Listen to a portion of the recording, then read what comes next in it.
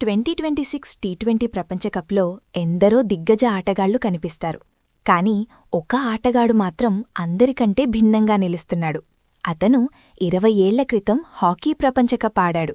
ఇప్పుడు క్రికెట్ ప్రపంచకప్లో ఒక జట్టుకు నాయకత్వం వహిస్తున్నాడు. ఆ అద్భుతమైన ప్లేయర్ ఎవరో, అతని కథ ఏంటో ఈ వీడియోలో చూద్దాం. అతని పేరు వేన్ మ్యాడ్సన్.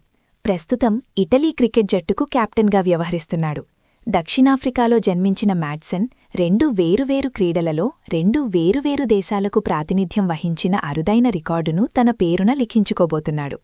చాలామందికి తెలియని విషయమేంటంటే, మ్యాడ్సన్ ఒకప్పుడు గొప్ప హాకీ ప్లేయర్. కేవలం 22 ఏళ్ల వయస్సులోనే 2006లో జరిగిన హాకీ ప్రపంచకప్లో దక్షిణాఫ్రికా జట్టు తరఫున అతను బరిలోకి దిగారు.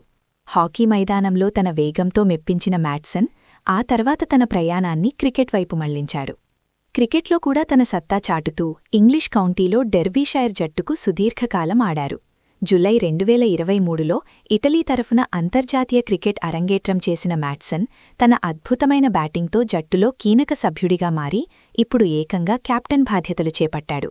ఇప్పటివరకు ఆడిన 7 టీ20ల్లో 132 స్ట్రైక్ రేట్తో 2 అర్ధ సెంచరీలు కూడా సాధించాడు.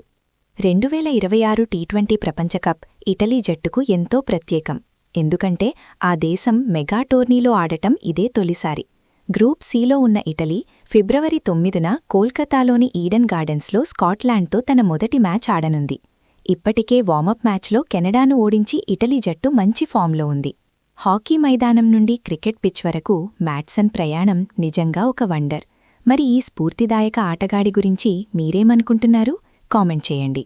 ఇలాంటి మరిన్ని ఇంట్రెస్టింగ్ క్రికెట్ అప్డేట్స్ కోసం మన ఛానల్ని సబ్స్క్రైబ్ చేసుకోండి.